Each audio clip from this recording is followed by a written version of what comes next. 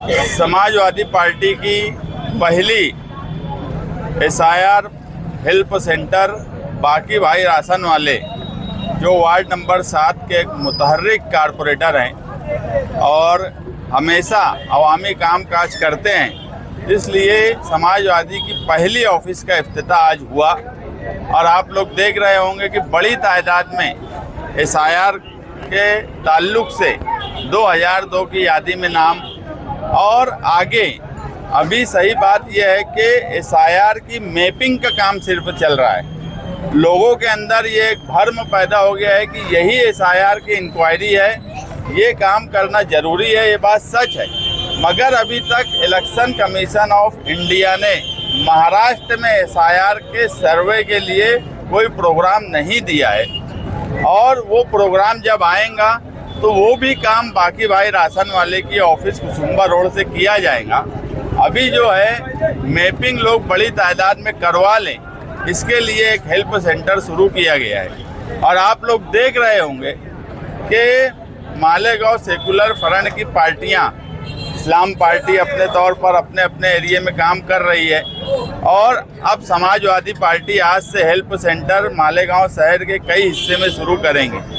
मगर जो लोग इलेक्शन लड़े, हम तो जो हारे हुए वार्ड है हमारे इस्लामपुरा, नयापुरा, गोल्डन नगर, किला, इन सब जगह पर भी हेल्प सेंटर शुरू कर रहे हैं। हमारे लिए ज़रूरी ये है कि आज एसआईआर का सवाल और ख़ास तौर से मालेगांव जैसे शहर को जो फिरका परस्त टारगेट करते हैं, यहाँ पर जानबूझ के ऐसे हालात पैदा कर दिए जाएंगे कि लोगों को तकलीफ हो, इसलिए उनकी सहूलत के लिए हम ये काम कर रहे हैं। लोगों के अंदर बेदारी रहे, लोग अपने घरों का मैपिंग करवाएं, मगर हम ये भी देख रहे हैं कि लोगों में घबराहट है, लोगों में बेचैनी है, तो घबराने की ज़रूरत नहीं है। समाजवादी पार्टी हर कदम पर उनके साथ एसआईआर की इंक्वायरी के आखिरी वक्त तक उनके साथ खड़ी रहेंगी।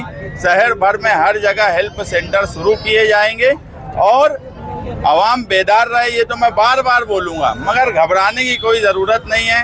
हम हर कदम पर आपके साथ हैं और एसआईआर की इंक्वायरी में पूरी सहूलत और पूरी मालूमात आप लोगों को देते रहेंगे।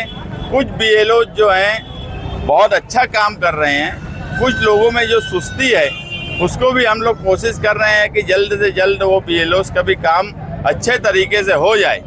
मगर मालेगांव शहर ये भी देखे कि जो एमएलए चुन के आए, जिनको 1 लाख के ऊपर वोट मिली, इस शहर में उन्होंने एक भी आम आवाम के लिए एक हेल्प सेंटर नहीं शुरू किया, एक उनकी मदद के लिए कोई काम नहीं करते।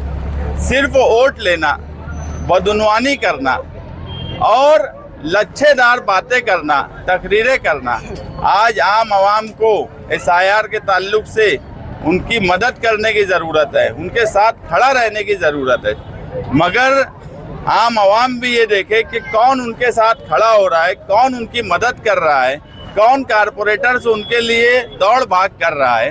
कारपोरेटर जो है, ये बात मानो कि पार्लियामेंट का एमपी और एमएलए ये बन जाना और इनका कामकाज करना, मैं ऐसा मानता हूँ आसान है।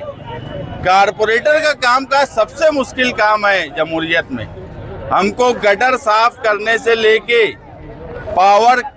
पावर की लाइन कट होने से लेके हॉस्पिटल, साफ सफाई, ऐसा कोई काम नहीं होता जो कारपोरेटर को मालेगांव की आवाम नहीं बोलती। मगर बाकी भाई राशन वाले जैसे कारपोरेटर भी हैं और जो दौड़ भाग करते हैं, लोगों का काम काज करते हैं। बोलने का मतलब ये है कि अवामी परेशानी में अवाम के साथ खड़ा होना, यही सियासत में होना चाहिए। इसी का नाम सियासत है और यही खिदमत है। सियासत में सिर्फ रह के बदउनवानी करना, पैसे कमाना, ये सियासत नहीं हो सकती। सियासत में अवाम के दुख दर्द में खड़े रहना, उनका काम करना।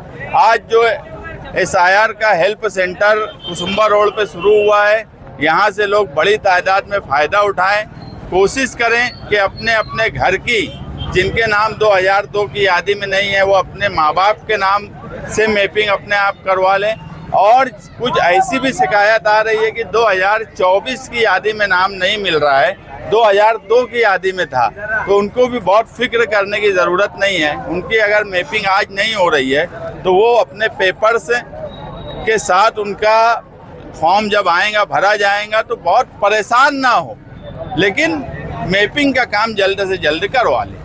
जिनको 1 लाख वोट मिली है वो काम नहीं कर रहे।